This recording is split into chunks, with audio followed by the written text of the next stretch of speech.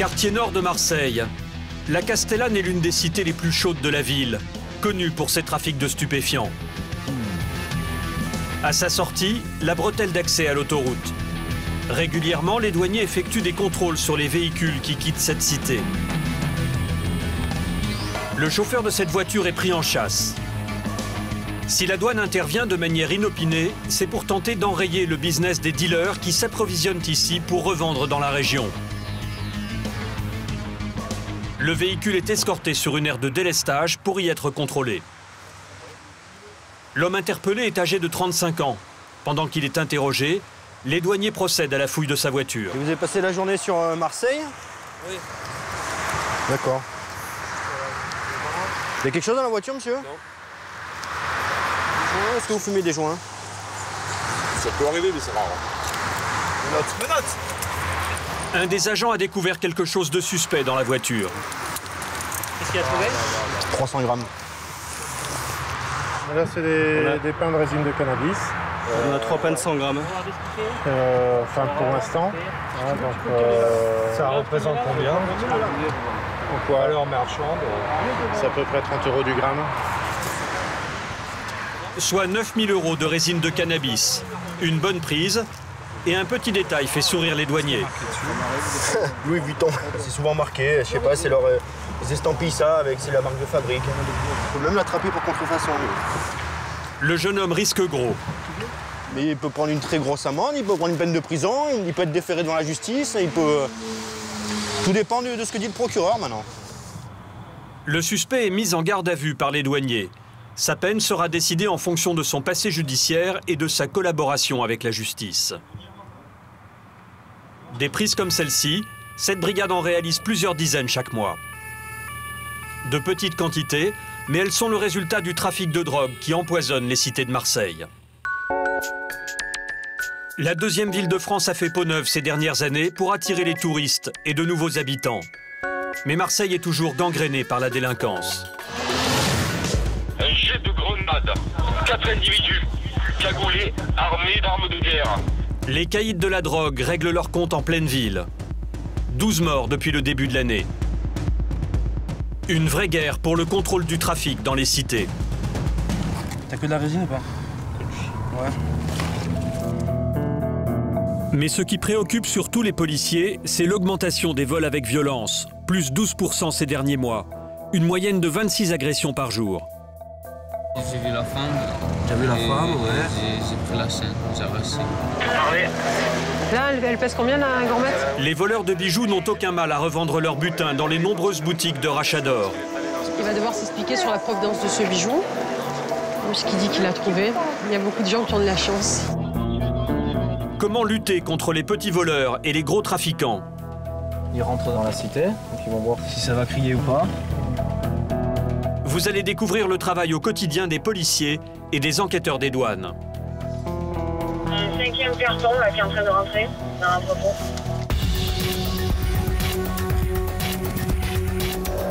Cette équipe fait partie de la brigade anticriminalité. À sa tête, le capitaine Laure Gambini, une femme de caractère. On va pas mettre le bleu parce qu'il va avoir peur, il va tout lâcher. Tiens, un klaxon de lui. Un homme en roller accroché à l'arrière d'un véhicule. Le capitaine n'a pas le temps de lui faire la morale. Sa priorité, la lutte au quotidien contre les vols avec violence. Sur le terrain, ces policiers, même en civil, sont reconnus par la population. Au moindre incident, on les sollicite. Où ça? Ce jeune homme vient de se faire voler son scooter. Vous voulez pas venir dans la voiture? Allez, viens, on vient. Attends. Bleu et blanc, non, bleu et blanc. Aucune hésitation, la brigade emmène la victime. Ils espèrent ainsi mettre la main sur les auteurs du délit. Je suis en folie. On aborde notre véhicule depuis 8 heures. Oh là là, il y a Patrick, si vous le connaissez. Il connaît vraiment Patrick. Patrick. À Marseille, les vols sont fréquents. Il faut réagir très vite. Les policiers donnent quelques recommandations au jeune homme. Écoutez-moi, si on les voit, tu restes dans la voiture, ça va. Tu nous dis, c'est ce scooter, ça va, il n'y a pas de problème. Tu ne montes pas du doigt, il n'y a pas de problème. Ils vont prendre la fuite, ça va. On peut ma femme au moins. Tu restes dans la voiture, tu n'y a pas de problème. Ils n'ont que quelques minutes pour espérer arriver à temps sur les lieux. Ils savent qu'avec le scooter, les voleurs peuvent aisément se faufiler au milieu de la circulation. La femme de la victime aurait identifié les voleurs au centre-ville. Par téléphone, elle donne leur position. À gauche, centre-bourse. C'est là le Il part. D'après la description, les auteurs du vol seraient 3 jeunes, dont un avec des cheveux longs et une casquette. Ils seraient sur la place de ce centre commercial. Le capitaine les repère et se précipite avant qu'ils ne prennent la fuite. Un policier en uniforme vient leur prêter main forte. Tu as des trucs dangereux sur toi? Eh, je te parle. Tu as des trucs dangereux sur toi? J'étais là, moi. Enlève ta casquette, toi. 20 secondes, on décale l'affaire. Vous avez dit ça, voilà. Je ne fais un petit peu sur toi. Les 3 jeunes interpellés correspondent au signalement. Enlevez-moi les menottes. Non, t'enlèves pas les menottes. T'enlèves pas les menottes. 2 secondes. Tu te tais, c'est pas à toi de nous dire ce qu'on doit faire. Ici, tu la fermes. T'as compris? Ici, les questions, c'est nous qui les posons. Toi, tu réponds simplement à nos questions, ok? Non, mais moi, j'aimerais savoir où il est le requérant, parce que moi, je le libère, les gars. Hein. Il nous donne un signalement qui correspond au gars. Soit il est là, il nous dit c'est lui, c'est eux. Si c'est pas eux, point barre. Est-ce que vous avez touché un scooter là? On n'a rien fait, on habite là. 30 secondes, on va voir. La requérante, la femme de la victime, vient enfin d'arriver. Le capitaine lui demande d'identifier les suspects. Lequel? Celui-là. Vous êtes sûr, madame? Oui, il me l'a dit, monsieur. La partie, il me dit ils l'ont mis là-bas. Où ils ont mis le scooter? Ils m'ont dit ils l'ont mis là-bas, mais il n'est plus là, le scooter. Okay, tu vas donner ton identité. Ça va, me tenez pas. Tu te calmes. Je vais courir. Ici, c'est moi qui parle. La tension monte. Les jeunes sont du quartier. Très rapidement, un attroupement se forme. Tout le monde participe et y va de son opinion. Face à cette pression, la femme de la victime n'est plus vraiment sûre. On prend celui-là, Fabrice. Là, on y va. Je ne pense pas que c'est lui, parce que le monsieur, il dit c'est pas lui. On ne reconnaît plus personne. Donc, voilà. Pour le capitaine Laure Gambini, c'est une déconvenue. Elle ne peut plus faire grand-chose. On ne connaît pas les informations du monsieur qui... Monsieur, je vais vous dire. Madame la requérante, c'est nous. C'est nous qui venons. Ça n'a rien à voir avec le système, ça. Donc c'est vous qui nous donnez le signalement. Et après, ça correspond. Pédagogique, allez, on y va. On va l'avoir pour un moment. Hein. Allez, on fait mouvement, on va pas rester là. Joël, allez, viens, on n'a rien à foutre ici. Un peu remontée, elle rappelle à ses équipes la marche à suivre dans ce genre de situation. Là, quand on intervient comme ça, qui commence à venir, on prend les identités, c'est eux, on interpelle, on se barre, c'est pas eux, on reste pas sur place à parlementer, on perd du temps et ça fait monter la mayonnaise. Hein. Rien. La brigade anticriminalité est très sollicitée. 9600 vols avec violence ont été constatés l'an dernier.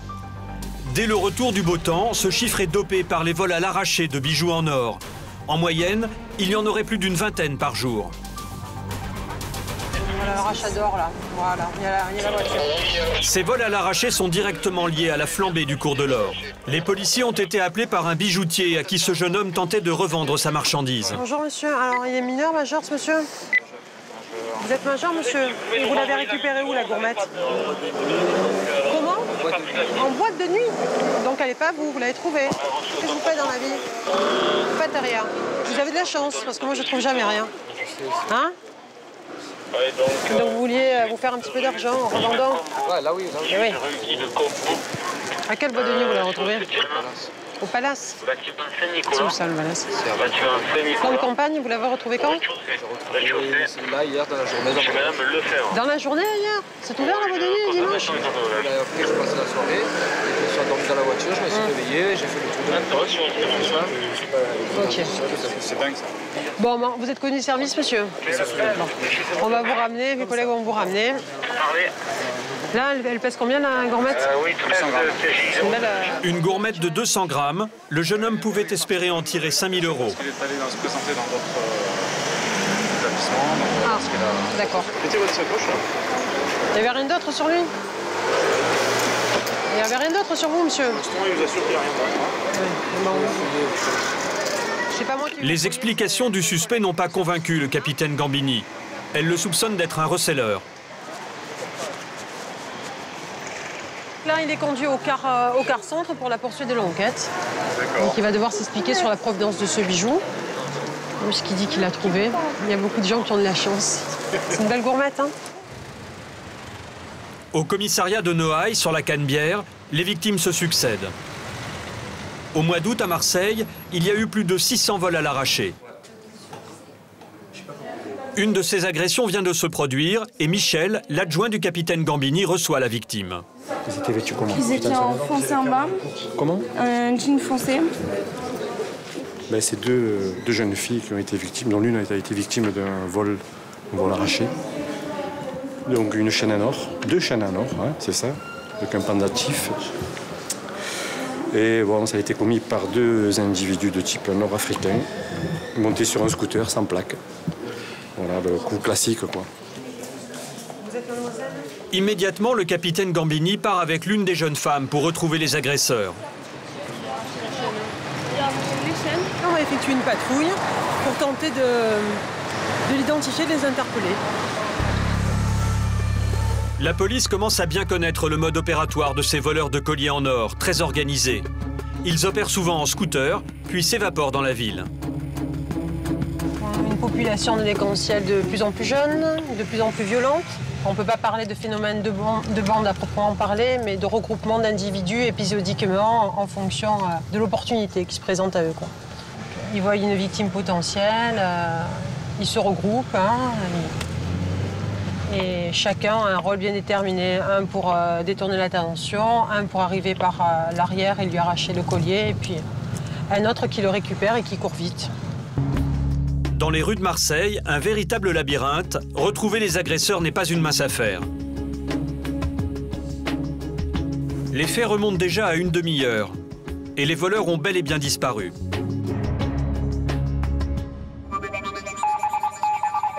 L'un des lieux où sévissent régulièrement ces voleurs est la gare Saint-Charles. Depuis plusieurs jours, des groupes de jeunes s'en prennent aux voyageuses. Les adjoints du capitaine Gambini viennent d'y être appelés pour une nouvelle affaire. La vidéo de l'agression, filmée par une caméra de surveillance, est déjà étudiée par les policiers de la gare. La victime, elle est là. Ça fait quelques jours qu'il tape et apparemment il se barre dans une voiture noire. Voilà. Pour l'aider à rechercher les coupables, Jean-Marc prend une photo des suspects. Grâce aux caméras de surveillance, tous leurs agissements ont été filmés. Et voici leur mode opératoire. Ils sont 2 dans l'escalier qui mène à la gare. Une fois à l'intérieur, ils déambulent à la recherche de leur proie. Ils s'apprêtent à commettre un nouveau délit. En haut, à droite de l'écran, ils croisent le chemin d'une femme et lui arrachent son collier. La victime, sous le choc, n'a pas le temps de réagir. Les voleurs, eux, sont déjà à l'extérieur de la gare et disparaissent dans la ville. Aidée par la vidéo, la police enquête sur plusieurs de ces agressions, notamment celle de cette femme et sa petite fille. Elles sont insouciantes, leurs vacances se terminent, elles s'apprêtent à prendre le train. Mais ces 2 jeunes en ont décidé autrement. Les voici. Pendant que l'un s'éloigne, le jeune en blanc va s'arranger pour croiser le chemin de la mère de famille.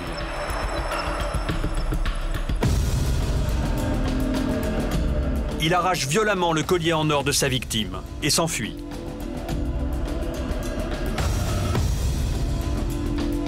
La mère et la fille sont sous le choc, hébétées. Quelques semaines plus tard, la victime de cette agression a accepté de témoigner, encore traumatisée. Il me prend au cou, pensant qu'il voulait m'étrangler. J'ai essayé de me maîtriser. Du coup, ma fille est partie en courant. J'ai serré mon sac contre moi, pensant que là, il en voulait à mon sac. Et d'un coup, j'entends le clac de ma chaîne qui était là, qui faisait partie de moi. Je suis tombée au sol et je me suis relevée en hurlant. Et ma fille, m'entendant crier, elle est revenue vers moi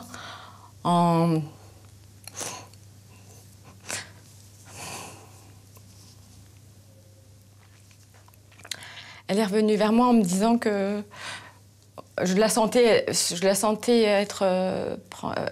culpabiliser le fait de m'avoir laissée par terre et de m'entendre hurler et de s'être enfuie de cette situation. Et elle me dit « Maman, j'ai cru qu'il voulait me prendre, c'est pour ça que je suis partie ». Cette agression n'a duré qu'une seconde et 17 centièmes. Mais ses effets sont dévastateurs. Il a brisé des rêves d'une petite fille. Il a brisé la confiance aussi que j'avais moi en moi. Ma fille a reparlé de lui il y a pas très longtemps. Elle s'est mise à marcher un petit peu en rebondissant sur ses baskets en me disant « Il marchait comme ça, hein, maman, il marchait comme ça. » Donc là, je lui ai dit « De qui tu parles ?» Parce qu'on parlait plus de lui du tout. Et elle me dit ben, « Le monsieur qui t'a enlevé le collier, il marchait comme ça. Hein. » Je lui ai dit « Oui, ma beauté, il marchait comme ça. C'est vrai, t'as raison, il marchait comme ça. » Aujourd'hui, moi, j'ai peur de tout le monde. Vous avez peur de quoi? J'ai peur de chaque individu qui s'approche de moi. Je sursaute énormément. Je vois un mec avec un jogging blanc. J'en ai peur, alors que j'ai l'habitude de les voir, quoi. Pour moi, je faisais pas de différence, un mec en jogging ou un mec en costard. Et aujourd'hui, un gars en jogging, je vais le dévisager, je vais prendre mes distances. J'ai peur. Donc, voilà. La jeune femme a porté plainte et l'affaire est suivie par les enquêteurs du commissariat de Noailles. Thierry est en train d'interroger un adolescent. Il l'a identifié grâce à la vidéo de surveillance. C'est lui, en t-shirt rouge. Il est entendu comme témoin car il n'a pas participé directement au vol. Grâce à lui, Thierry espère remonter jusqu'à l'agresseur, le jeune en survêtement blanc. Est-ce que c'est lui? Non, c'est pas lui. Tu le connais, lui? Non, je connais même pas. Pour cela, il utilise les fichiers de la police. Dans quelques jours, l'affaire va rebondir d'une manière surprenante, au cœur d'une cité de Marseille.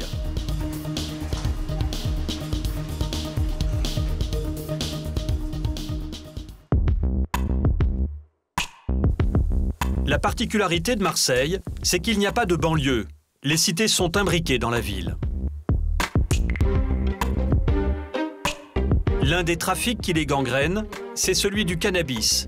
Une économie parallèle, parfaitement organisée.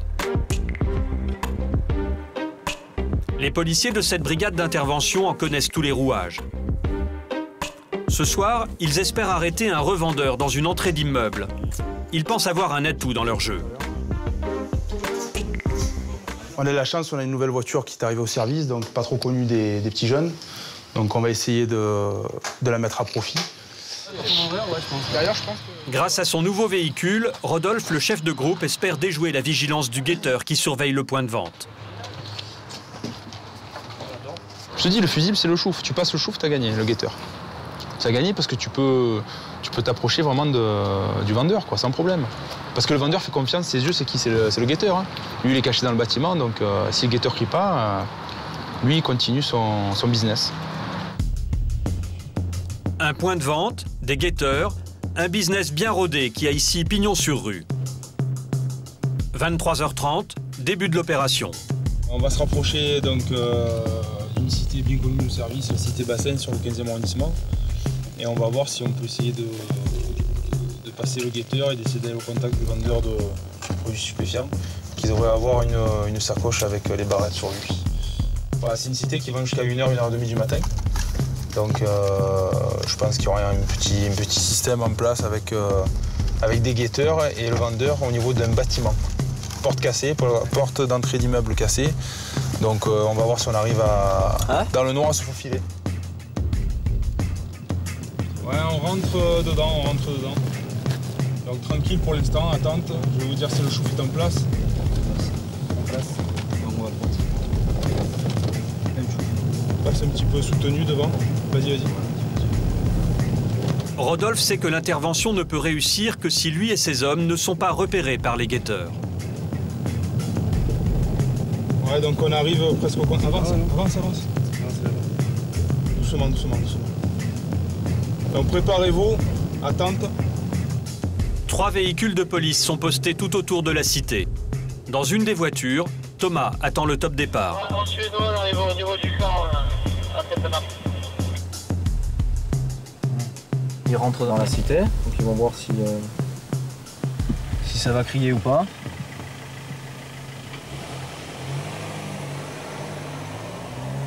Et on attend la progression. La cité, elle est où? C'est juste là en bas, les bâtiments en bas. C'est pour ça on va pas trop se rapprocher, juste en contrebas. C'est une petite cité, mais très bien organisée, où il y a 90% des habitants qui rentrent dans le trafic de stupes. Et ça tourne très bien, très très bien. Et ça, c'est une réalité pour toutes les cités à Marseille? C'est plus ou moins une réalité, mais après il y a quand même des cités qui sont... Ce qui se passe là? Donc là c'est le top intervention, c'est-à-dire que les collègues sont sur place, ils interviennent. Les guetteurs se rendent compte trop tard de l'intervention et se mettent tous à hurler « Hara ». C'est le code pour désigner la police.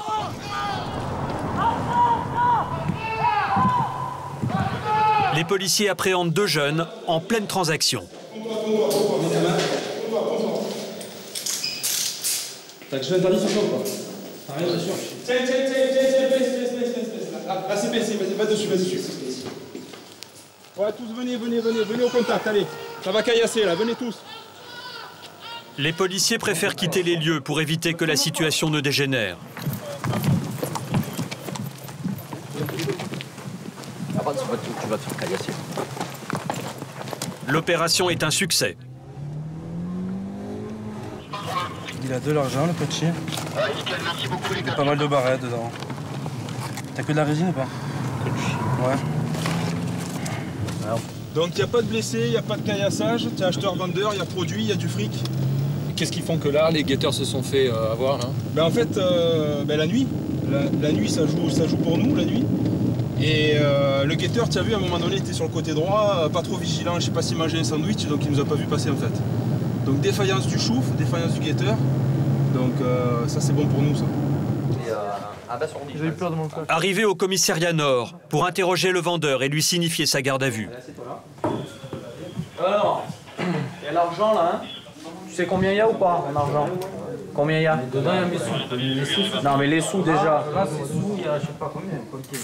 Combien? On va compter ensemble, de toute façon. Oh, ben c'est pas mal. Voici la drogue que vendait ce dealer. Des barrettes de résine de cannabis vendues 10 à 20 € par barrette selon leur poids. C'est connu pour stup? Jamais? C'est connu pourquoi? Ça fait un comité classe sans suite, à la fin c'était pas moi. Tu voles? Ils arrachent? Non, même pas, vol de voiture, pas moi. C'est en place depuis quelle heure?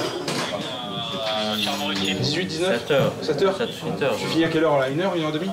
Je vais finir dans pas longtemps, 1 heure. Oh putain! Eh ouais. T'as combien pour l'argent? 310. T'as 310 € avec en tout combien de barrettes? 70, 60. 80, 86. Ouais, 86 barrettes et 300 € en gros. Donc sûrement qu'il y a eu un trésorier là, qui est venu il y a une demi-heure ou il y a 1 heure. Et lui a prélevé 500 ou 800 € pour éviter qu'il en ait trop dans la sacoche. Un trésorier, c'est-à-dire que... Un relevé de compteur, c'est-à-dire qu'il vient tous les 500 ou 600 € pour éviter qu'il y ait trop de sous dans la sacoche, que si on fait une saisie, ça lui saisit tous les billets de banque et puis ils sont perdants et en shit et en argent. Là, ils sont beaucoup perdants au niveau matériel en shit. Et 300 €, bon, ça correspond quand même à 30 ventes à 10, donc mais bon, c'est un point qui tourne pas mal. Et ils font combien dans cette cité avant de faire ça? Tu as 2 points, tu as le drive ou le bâtiment. Le monsieur était au drive, au bâtiment. Et le drive, la spécialité, c'est que tu descends pas de la voiture. Ils te servent comme au McDo, ils viennent te servir dans la voiture. C'est une spécialité marseillaise? Ouais, c'est spécialité bassin, pas mal. Spécialité bassin. Voilà. Combien ils sont payés? 150 € la journée, à la vacation. 19h, 1h du mat. Des vacations, donc il y a plusieurs services? Il y a la vacation de midi ou 11h du mat jusqu'à 19h. La relève, prise de service 19h et à la fin à 1h du matin. L'organisation de ce trafic illégal est identique à celle d'une entreprise classique. Plusieurs vacations, plusieurs services, pour un point de vente qui pourrait générer jusqu'à 6 500 € par soirée. Si tu veux partir, il va falloir que tu cours pas vite, mais longtemps. Parce que nous, on court longtemps. Le dealer va être présenté le lendemain devant la justice. Mais il ne semble pas s'en soucier. Ouais, j'espère que la prochaine fois, on ne te reverra pas sur un point de cheat. Hein? Tu mets la ceinture ou pas? Tu veux la mettre de l'autre côté? Comme tu veux. Que vous allez continuer après ça? Sûrement, hein. Pourquoi? Il n'y a pas de sous. C'est l'argent facile, mais regarde ce soir où tu es là. Tu vas prendre du ferme là, tu le sais ou pas? Tu le sais? Vous allez en prison? Hein? Vous pensez que vous allez en prison ou pas? Je sais pas, mais peu importe. C'est pas grave, c'est le destin. Tu feras le caïd après quand tu retournes à la cité. Ah, c'est pas que je sois de caïd. La prison, ça renforce. C'est dommage, hein? Ça renforce un peu un muscle. Ah ouais? Ah, c'est tout. Ça t'inquiète pas, quoi? Pas plus que ça. Ça va. Allez, qu'est-ce que tu veux que je te dise? Qu'est-ce que tu veux que je te dise? Et là, le gars, il y va, il part avec le sourire, là. Voilà, ça fait bien, je me suis fait serrer, en train de charbonner dans la cité. Voilà, je suis monté en puissance. Peut-être qu'après, il prendra du grade dans le réseau de cheat, je sais pas, peut-être. Mais bon, qu'est-ce que je te dis? C'est comme ça. C'est un problème sans fin, malheureusement. Que veux-tu? Rodolphe est désabusé. Pourtant, le dealer a été condamné à 13 mois de prison ferme.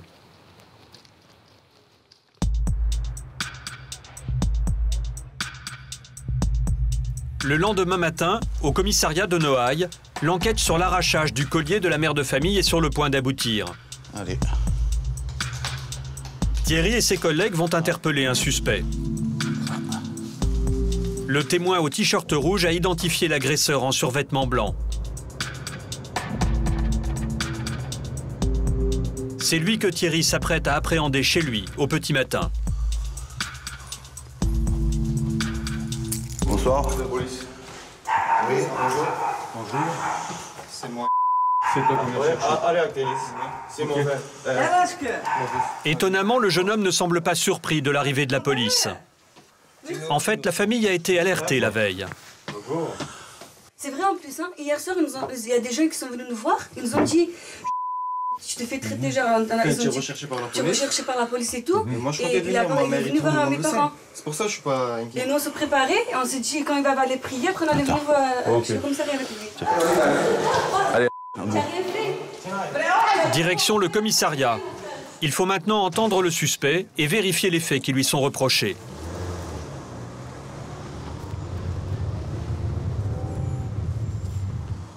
Le jeune homme explique à Thierry qu'il s'apprêtait à venir de lui-même voir les policiers. Et t'allais venir au commissariat? Non, j'allais au truc. Donc t'allais à la prière d'abord et après tu es venu au commissariat? Thierry est intrigué par la réaction du jeune homme, mais aussi par sa façon de marcher qui ne correspond pas à celle de l'homme sur la vidéo. Pour en avoir le cœur net, il décide de visionner à nouveau les images des caméras de surveillance lors du vol à l'arraché. Il n'a pas la même démarche. Lui, il marche avec les jambes marquées, tu vois, et puis sur la vidéo, on ne le voit pas marcher avec les jambes marquées. Pour moi, c'est pas lui. Parce qu'il l'a balancé à lui, je sais pas pourquoi. Thierry décide de confronter le jeune homme interpellé au témoin qu'il a identifié. Lui aussi est présent au commissariat, assis à gauche. Tu le connais?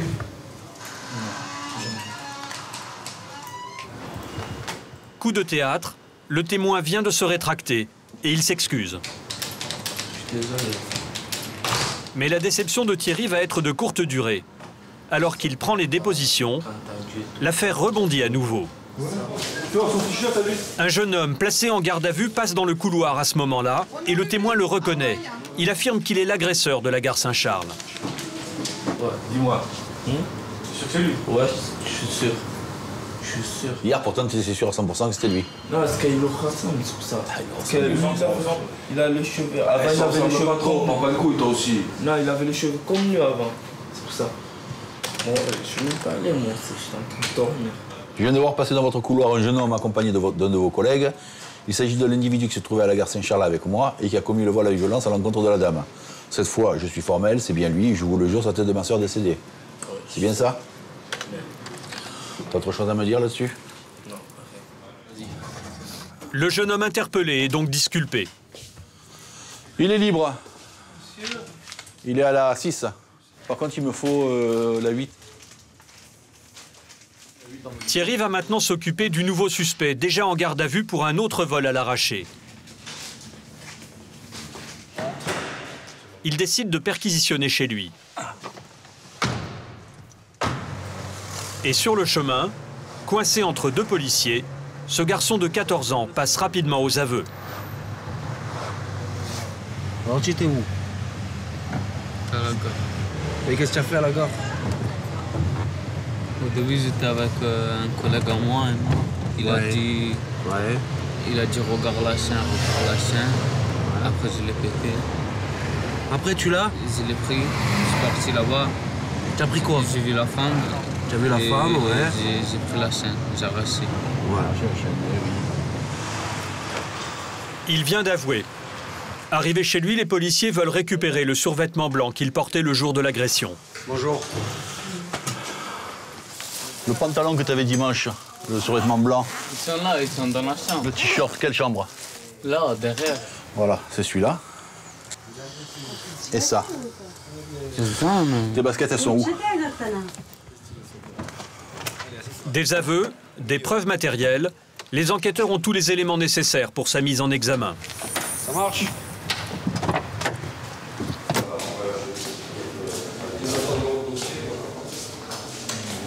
Là, on a l'auteur de la dame qui se fait agresser. Donc, il reconnaît les faits. Donc, pour nous, la boucle va être bouclée sur cette affaire. Hein? C'est par visioconférence qu'il va être présenté au parquet. Voilà, la visio, c'est ça. C'est le substitut du procureur qui va l'entendre et surtout lui faire la morale. Le magistrat devant nous. Assieds-toi. Pourquoi vous faites ça? À la gare, j'ai arraché parce que j'avais des soirs à mon collègue. À qui? L'explication de son acte, il aurait été mis à l'amende par un autre jeune. Un vol pour rembourser 200 € grâce à la vente du collier qui en valait 5000. Vous savez ce que ça veut dire, odieux? Oui. Odieux, c'est quoi? Dieu. Odieux, atroce. Horrible. Vous savez ce que ça veut dire? Vous voulez que je vous dise? Vous êtes lâche. Regardez-moi. C'est honteux ce que vous avez fait. C'est minable et c'est honteux. Oui, je sais, madame. Vous voulez des renseignements sur le deuxième dossier, la victime aussi? Oui, Mineur, il a été présenté au juge pour enfants. Selon la loi, un jeune de moins de 16 ans ne peut être envoyé en prison. Il est actuellement sous contrôle judiciaire et suivi par des éducateurs. Si les vols à l'arraché sont aussi fréquents, c'est parce qu'écouler les bijoux volés peut paraître facile. À Marseille, de nombreuses boutiques spécialisées dans le rachat d'or se sont ouvertes depuis que le cours du métal précieux s'est envolé. Le propriétaire de cette bijouterie nous explique son commerce. Voilà, c'est présenté sous cette forme en fait. Voilà, le client par exemple vient pour vendre ses bijoux. Donc par exemple, ça doit être une dame, a amené une paire de boucles d'oreilles à vendre, qu'on casse, parce que bon, c'est destiné à la fonte. Et il y a ses coordonnées, tout est inscrit, et c'est inscrit indépendamment de ça dans notre livre de police. D'accord, et ça pèse combien? Ça vaut combien par exemple? Alors par exemple, ça, il y a le prix peut-être dessus. 130 €. Voilà, ça, cette cliente, on lui a donné 130 € et il y avait 7,8 g. La boutique de ce commerçant ne désemplit pas. Ce couple est venu proposer des morceaux d'or cassés.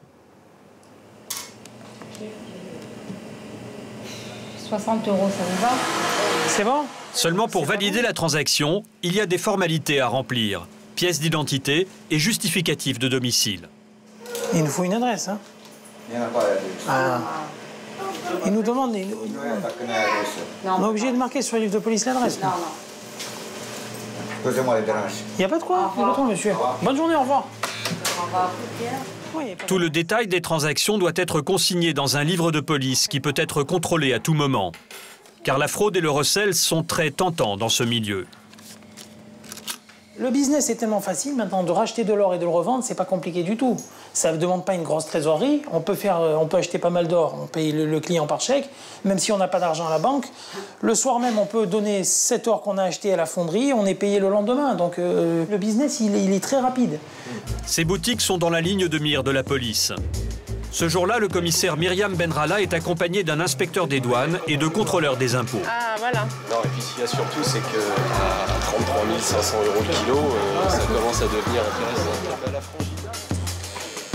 Leur cible, un magasin de rachat d'or ouvert récemment. Bonjour, contrôle administratif de bijouterie. Les coffres de ce commerçant vont être vidés. Oui, là c'est mon coffre. Et leur contenu va être comparé au livre de police. Vous pouvez l'ouvrir, s'il vous plaît? Ah là, il va falloir qu'on pose les valoches parce qu'il y a des trucs à voir là. Qu'est-ce que c'est? Ça des moules, non? Qu'est-ce que c'est? C'est l'inspecteur des douanes, Pascal Colombier, qui va examiner les bijoux. Alors là, c'est le trésor des Incas. Le seul problème, c'est que c'est pas de l'abruti. Il ne peut le stocker comme ça que si c'est de l'or à la casse, cassé, d'accord? Mais il y a des bijoux qui sont pas cassés. C'est pas qu'il y a des bijoux qui sont pas cassés, c'est qu'ils sont quasiment tous pas cassés. Premier problème, les bijoux sont intacts. La réglementation stipule que l'or destiné à la fonte doit être immédiatement cassé pour éviter que les bijoux ne soient écoulés au noir. Prochaine étape, la pesée, pour vérifier que le volume d'or présent dans les coffres est bien le même que celui inscrit sur le livre de police. 513, 1513. 1513 ? Oui, je vois. Et là, second problème, le volume d'or déclaré ne correspond pas à celui trouvé dans les coffres.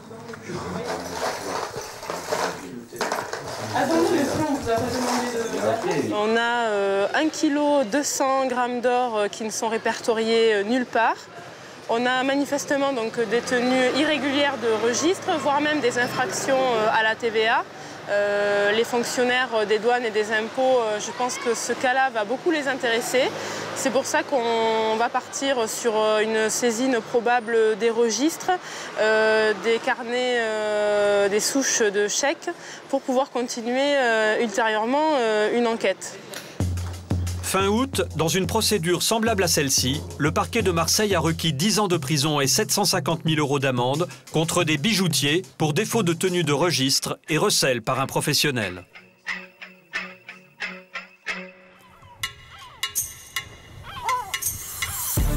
Trafic d'or, trafic de stupéfiants, Marseille et son port sont propices à la contrebande. Les marques de luxe ne sont pas épargnées.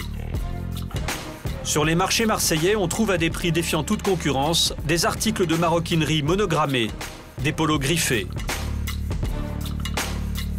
Et pour cause, ce sont des copies. La contrefaçon est le domaine du service des renseignements des douanes, spécialisé dans la filature, les planques et le flagrant délit.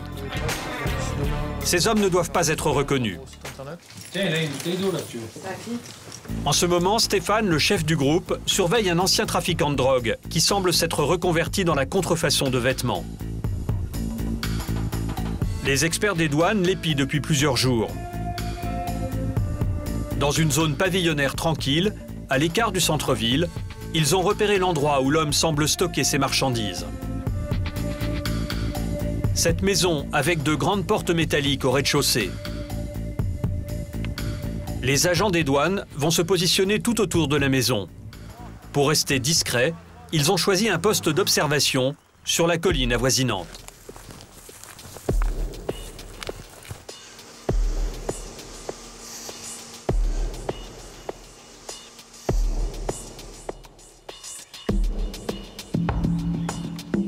On voit bien le bâtiment là, hein, et en notre sens, il est composé de plusieurs appartements. Et en dessous, il y a des box. Okay. Alors, et là, dans son box, il stockerait la marchandise. Le suspect arrive sur les lieux. Il ne se doute pas de la présence des douaniers. Ouais, Mathieu au dispo. Alors, l'objectif est sur le parking, là. Hein, il est en train de téléphoner. Ouais, bien reçu, Mathieu. Alors, l'objectif mesure dans les 1,80 m, de forte corpulence, porte une chemise blanche à manches longues. Là, il repart vers le fond. Ouais, attention, il y a le ML qui sort, là. Le ML, ça sort. L'enjeu, suivre le véhicule du suspect sans le perdre ni se faire repérer. On arrive à un feu, au feu, toujours tout droit, direction A8, Aix-en-Provence. A8, Aix-en-Provence. Moto, voiture, en tout 6 véhicules participent à la filature. Et face à nous, là, devant nous, premier véhicule devant nous. Ouais, ça continue toujours direction de l'autoroute, 800 mètres. Autoroute, 800 mètres. Les douaniers communiquent par radio. Oui, c'est reçu. Ben là, c'est moi le véhicule de tête, c'est moi qui assure la filature et le reste du dispo est derrière, juste derrière moi. Ouais, on est sur l'autoroute, il a pris la file de gauche.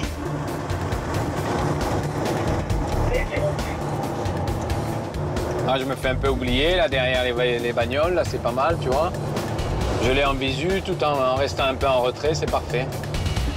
Pour éviter d'être repéré, à la sortie de l'autoroute, une autre voiture des douanes prend le relais. C'est toi qui prends, Jo? Ouais, je prends le prends la sortie ou prends la sortie.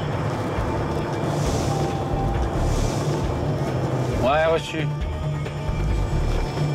Le suspect vient de s'arrêter près de ce chantier.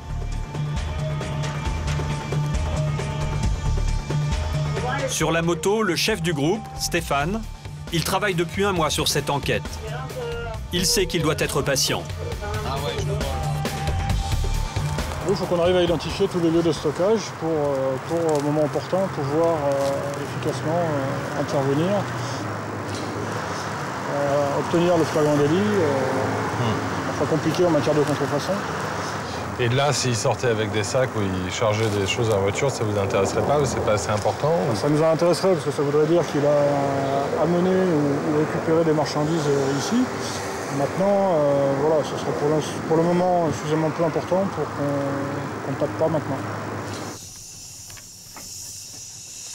Ouais, de Mathieu, là, j'ai un visu sur le véhicule, hein, j'ai un visu sur le véhicule. Taper veut dire interpeller. Les douaniers sont près du but. Attention, c'est sorti 2 cartons, là, c'est sorti 2 cartons. Encore 2 cartons qui ont... Putain, ça sort. Un 5e carton, là, qui est en train de rentrer dans l'entrepôt. Les douaniers en sont persuadés. Ces cartons contiennent des contrefaçons de vêtements de marque.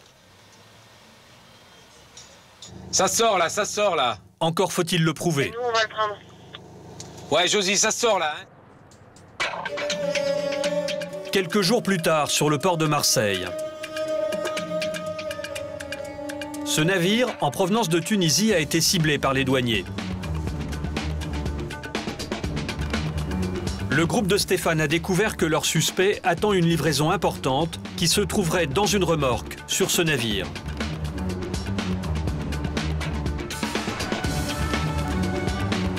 Bon, on intercepte le véhicule, hein. Le camion et sa remorque ne quitteront pas le port de Marseille.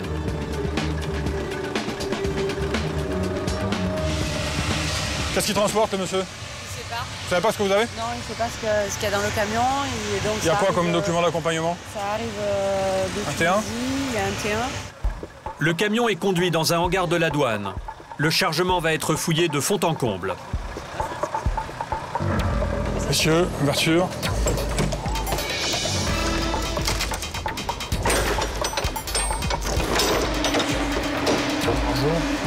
On va bientôt savoir.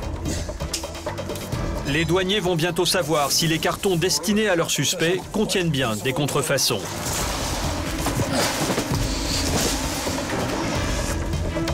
Okay, bon. Après, on va ouvrir. Il y en a un qui note et les autres ouvrent. Est-ce que la pêche est bonne ou pas? A priori, elle paraît bonne. Après, il faut qu'on ouvre pour voir exactement quelles sont les marques concernées, pour voir si ce sont toutes des marques intéressantes pour nous. Donc, il faut encore comptabiliser, mais a priori, déjà au niveau du nombre de colis, c'est intéressant. On n'a pas travaillé pour rien. Près de 110 cartons retenus. La fouille va durer 7 heures. Sur quoi tu parles? Les douaniers ont eu du flair. Les colis sont remplis de t-shirts de grande marque. Impossible de savoir à première vue si ce sont des contrefaçons. Les douaniers les prennent en photo, prélèvent des échantillons qui seront communiqués aux marques pour une expertise. De toute façon, Adidas, on sait que c'est Euroclub. Pour eux, l'attente commence. Tandis que de l'autre côté du monde, les experts sont au travail sur les photos et les éléments fournis par l'équipe de Stéphane. À Marseille, les contrefaçons se retrouvent dans des lieux très inattendus. Grâce à un contact, nous avons rendez-vous dans un endroit que seuls les initiés connaissent. Ce commerce n'est pas une boutique de prêt-à-porter. Pourtant, l'arrière du magasin regorge de vêtements. Ouais. J'en avais beaucoup, ils sont revenus une semaine avant. C'était plein, on aurait déjà magasin. Il a un choix très varié. Tenue de foot, maillot de bain. C'est quoi, du jean? Non, c'est des... Ah oui, c'est les mêmes shorts que t'avais. Ah ouais. Des vestes Armani. Ah ouais, d'accord. Il y avait des ensembles de foot aussi. Il reste plus grand chose ici. Des ensembles de ballons? Ouais, des ensembles de Barça. Pareil, contrefaçon, mais tu ne le vois pas. Ouais, pourquoi? Ah, en vrai, c'est pas trop bien fait. Pourquoi ça vient des mêmes endroits ça? Ouais, ça vient de Chine. Ah ouais. Qu'est-ce qu'on va faire? On va te prendre un short de bain. Ouais, regarde, je comprends. Ça te prend ça. Et ceux-là, quand tu les mouilles, ça fait des fleurs. Ouais, des fleurs. Non. Tu sais, ça fait des dessins comme les vrais. Ouais, ah ouais? Ils sont à combien ceux-là? Ils sont à 25. À 25? Ah ouais. Et en magasin, ils sont à combien? À 60, je crois, le short. Ah ouais. Ça, c'est un échantillon que j'ai pris. Et en plus des contrefaçons, l'homme prétend vendre des vêtements de grande marque à moitié prix, comme ce jean. Ah ouais. Ça, c'est un G-Star. Ouais. Tu sais combien il le fait, celui-là? Au magasin, il doit faire, je sais pas, 150, je crois, 140. Ouais. Ouais, c'est comme diesel à peu près. Ouais, et là tu le fais combien en affaire? 50. 50 en affaire, d'accord. S'il y a de la marque, de la vraie marque, que ça vient de camion ou magasin. La vraie marque, il y avait bon, les jeans G-Star et les shorts du Brequet. Ça, c'est du vrai. C'est du magasin. Ouais. Ça, c'est contrefaçon. Moi, je dis qu'à ce contrefaçon, je dis que c'est vrai. Parce que le Brequet, c'est du vrai, ça? Ouais, ça, c'est du vrai. Ça, c'est du vrai, cela? Ah oui, ça vient du magasin, ça. Voilà. Grâce aux contrefaçons et à la contrebande, ce commerçant arrondit ses fins de mois. Ciao. Merci. Allez, merci. Ciao.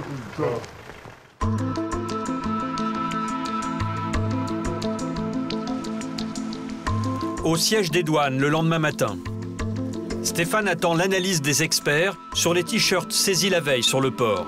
Oui. Il est en contact avec l'avocat français de la marque.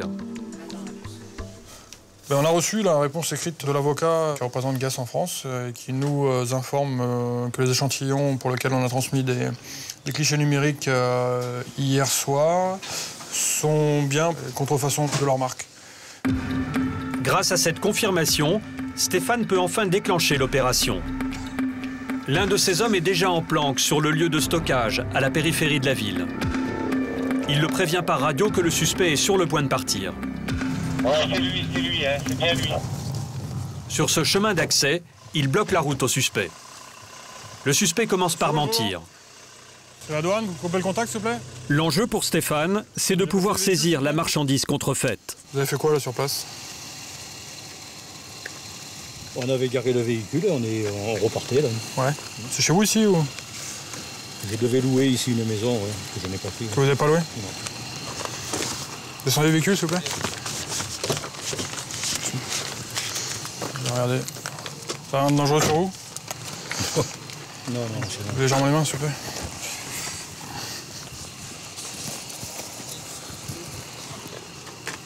Vous savez pourquoi on est là? Doutez un petit peu? Monsieur? D'accord. Vous doutez un peu pourquoi on est là? Vous allez me le dire, monsieur. Un particulier dans la voiture? Il n'y a pas de colis aujourd'hui? Vous envoyez? Je ne veux pas au con, c'est pas la peine. Hein. Non, mais vous partez sur une mauvaise base. L'homme finit par craquer et accepte de les accompagner à son box.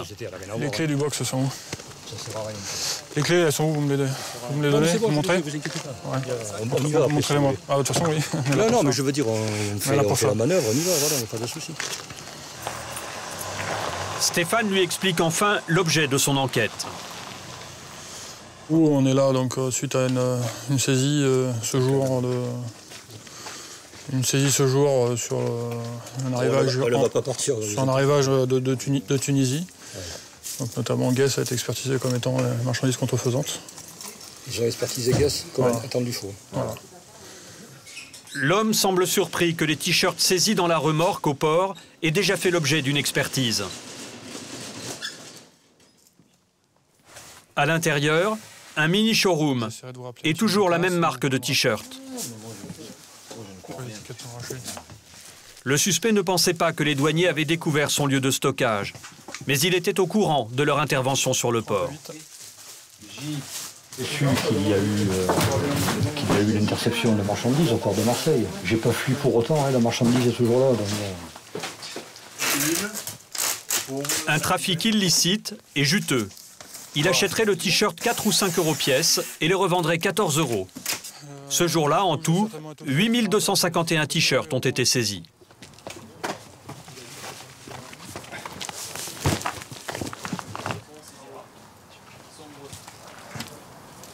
Il va risquer jusqu'à 3 ans de prison et une amende qui va s'élever, qui peut s'élever jusqu'à 2 fois la valeur des marchandises saisies. J'entends bien la véritable valeur sur le marché des produits authentiques. En plus de la saisie et de la confiscation, donc du coup, de toutes les marchandises de fraude. Si le trafic est confirmé, l'homme risque une amende d'au moins 798 000 euros. Pour enrayer les trafics et la violence dans les rues de Marseille, le gouvernement a récemment nommé un nouveau préfet, le 3e en 2 ans. Le ministre de l'Intérieur a également promis des caméras de surveillance et une centaine de policiers supplémentaires. Cela suffira-t-il ?